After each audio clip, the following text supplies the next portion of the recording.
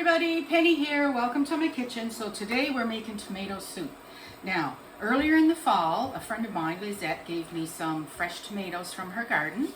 And I didn't like boil them and peel them or anything first. I just washed them, cut them in quarters, and put them in large freezer baggies. And I got several baggies out of it.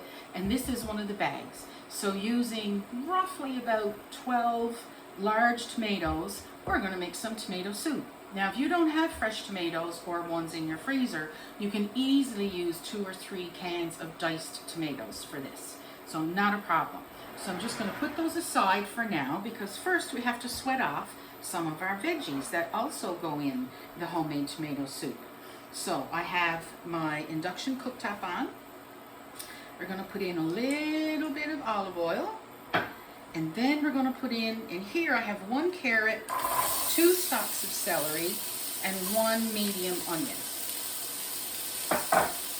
So, and I left out a couple of things to show you in terms of chopping. But before that, I'm going to add 1 kitchen teaspoon, not a soup spoon, just a teaspoon of oregano. Now you can use whatever herb or spice you like with tomatoes. Could be thyme, could be basil, anything. Could be the mixed Italian spices. Totally up to you. Also in there I have a bay leaf. So also going in there is 1 more onion. So we peeled off the onion, but we still have the little top and we still have the root attached. So when you cut off the root, try not to cut off the whole thing. You really only want that little number taken off because if you can and you still have the root at the bottom, it's much easier to cut your onions. So we're just going to take the top off. So now, right through the root in the middle, we're going to cut that down. Now we have a flat surface, so we're going to lay that flat. The root is on this end. If you have trouble holding onto your onion when you're cutting it, and you have the root there, what you can do is start just before the root and make your slices and keep your root intact. And what that does is keeps your onion together. It's not going to come apart. So always slice down and away from you. Remember, like a backwards train. Make sure your knife is nice and sharp. I'm barely even pushing on it because it's nice and sharp. Then you take your root and you can cut it up. So again, with the point of your knife almost at the root but not quite. So we're just looking for, a chunky dice. It doesn't have to be a fine dice. But see, the root is still holding the onion together. And I'm just barely pushing down on this knife because it's nice and sharp. And so if you have a sharp knife, you're much less likely to cut yourself because you don't have to push as hard. Okay, so we're going to put that, if I can get it off the counter, in with the other vegetables. There we go. Now we also have a carrot. 1 carrot's already in the pot.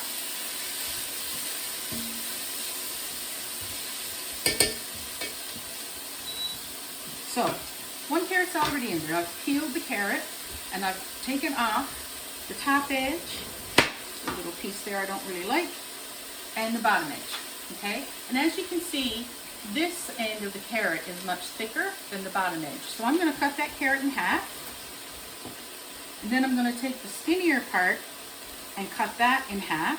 So put the tip of your knife at the top and then slide and push, okay? Don't try and put your knife flat on the carrot and then push. You have to have that little bit of sliding motion in order for it to slice properly. And then you won't have to push too hard. So again, use your claw, keep your fingers in so that you don't cut yourself. And then with our backwards train, we can slice up our carrot. So with the thicker part, we're going to do the same thing. We're going to put the tip of the knife at one end, push in, and then slice down. Then we're going to do it again because this is the thicker part and we need to have that make smaller pieces. See?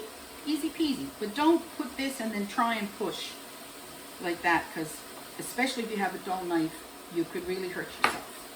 So now we're just going to slice it up into smaller pieces, and we're going to put that in the pot. Okie dokie, give that a little stir. Now, this is tomato soup. However, I happen to have a red pepper in the fridge, so I'm going to throw it in. It will add a lot of nice flavor. So we're going to take one side down. Now we have a flat edge, right?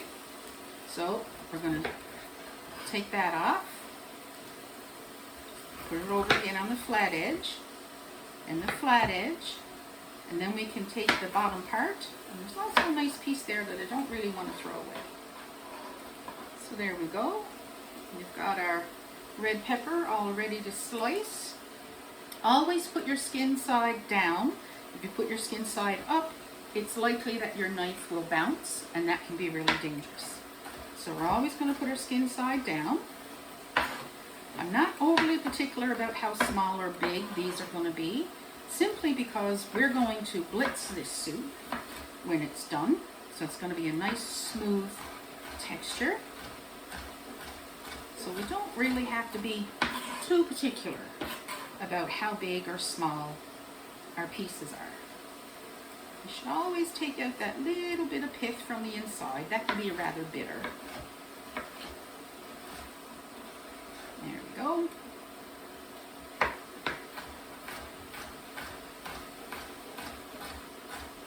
Okie dokie. Just a little bit there. And this is going to add some more sweetness to our tomato soup. And if you buy canned tomato soup and you look at how much sugar is actually in those, it's really scary. And once you have fresh tomato soup, even if it's with tinned tomatoes, I don't think you'll ever go back to the canned stuff. The fresh stuff is so good. So very good. Okay, so we're going to throw this in as well. There we go. And then I have 1 clove of garlic. Now, if you don't like garlic, you can leave it out, not a problem, or you can put in a bit of garlic powder, not an issue. And they're sweating down quite nicely. So, lay it on its side, using the bigger part of the knife and the palm of your hand, you're going to go smash, or you can use the side of your hand. There we go. And then the skin comes right off. Not a problem. Woohoo! So I'm just going to take the little end off that. I'm going to slice it this way, turn it over and go this way, and then just going to do fine little dice. And like I said, we're going to blitz this soup after, so it doesn't have to be super fine. Just enough to get it in the pot. All right. Oh, that's smelling so good. You can really smell the red peppers. Now we're going to add a little bit of salt. That's about 1/2 tablespoon. And a little bit of pepper. That's about 1/4 tablespoon. And at this point, I'm going to add just a little bit of butter. That's about 1 tablespoon. And that's going to add a little bit of flavor. There we go. And I'm also going to add about 1 tablespoon of Worcester sauce. There we go. I'm going to turn that up a little bit more. Oh, it smells good already, and the tomatoes are not even in there. Okay, so what I'm looking for is for the celery and the onions and the red peppers to be fairly soft. We're not looking to brown any of these vegetables. We're looking to sweat the vegetables, which means they're going to get really nice and soft. So with tomato soup, what often people do is they'll add cream at the end to thicken it up. What we're going to do is add about 1/4 cup of rice. This happens to be jasmine rice, but it can be any rice that you have in the house. So when we add in our tomatoes, which are right here, and we bring that to a simmer, then we're going to add in our rice. Then you let it cook for about 20 minutes to get the rice to cook. So the rice acts as a thickener the same way your cream would do. So what we're going to do, I'm going to sweat these off, put in the tomatoes, let that come to a nice bubble. Then I'm going to put the rice in, and about 20 minutes, half an hour later, we'll be back. Okay, I'm just about to put the tomatoes in, and I forgot to tell you that over on this stove, I have approximately 8 cups of homemade chicken stock, which was also in the freezer. If you don't have homemade chicken stock, not a problem. You can use the cartons. About 2 cartons or so is going to go in this soup. So we'll be back. Hi everybody, back again. So we have our tomato soup. Now it's simmered for about half an hour, just with the tomatoes and the veggies and whatnot. And about 4 cups, which would be 1 carton of the chicken stock. Then we added the 1/4 cup of rice, and we let that simmer for about 25 minutes, make sure that the rice was cooked. And then I used my immersion blender, this fancy machine, and I blitzed it. Now if you have a good blender, you can certainly do it that way, or you can leave it chunky, totally up to you.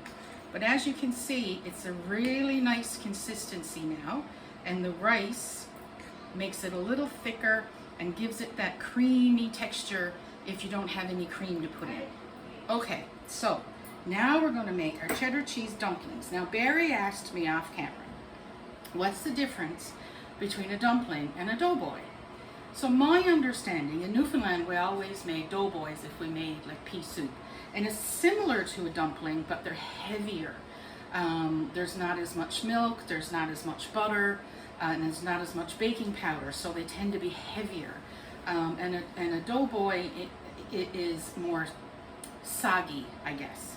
But that's the way we like them in our pea soup in Newfoundland.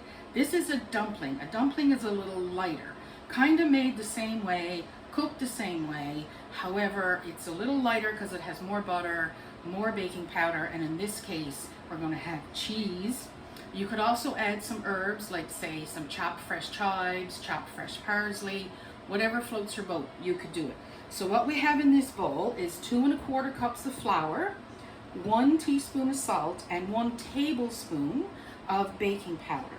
So we are going to add to that 1 cup roughly. I think we have a little more than 1 cup here, but 1 cup roughly of cheddar cheese.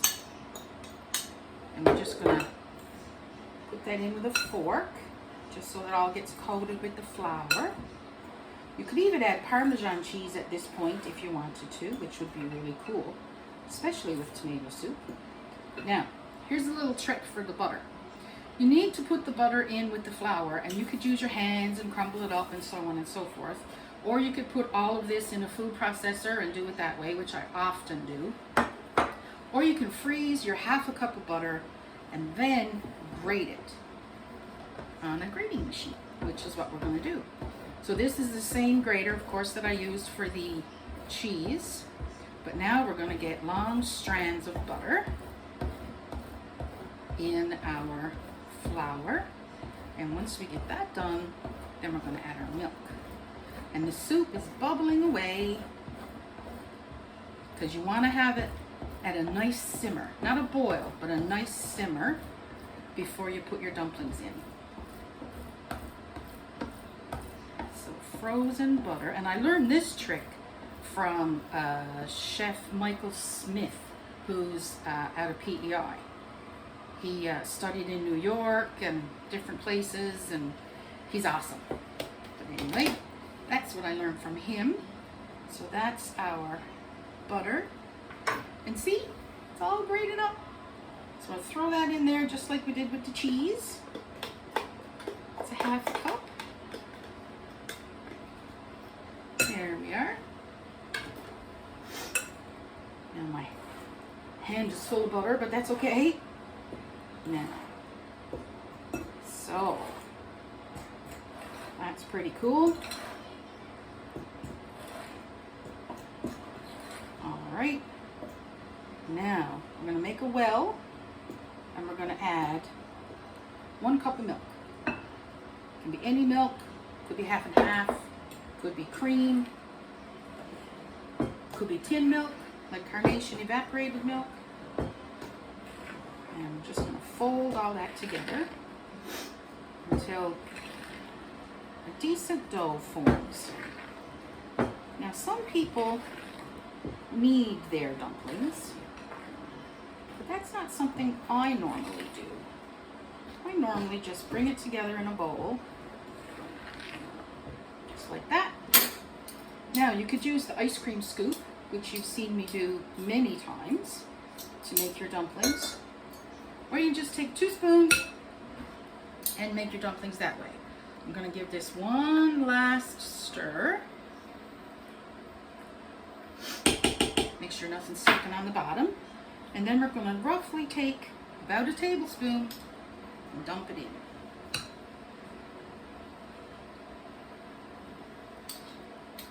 Doesn't have to be fancy. If you were in the southern states, you would probably even roll these out and then cut them into strips or squares. But not today. We're going to have pretty rustic dumplings.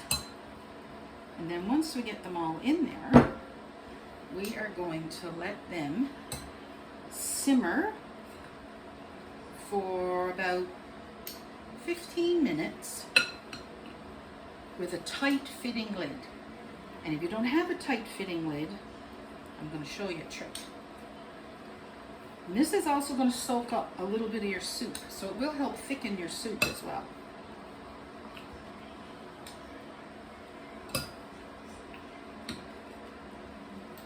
Ooh, we're going to have a full pot.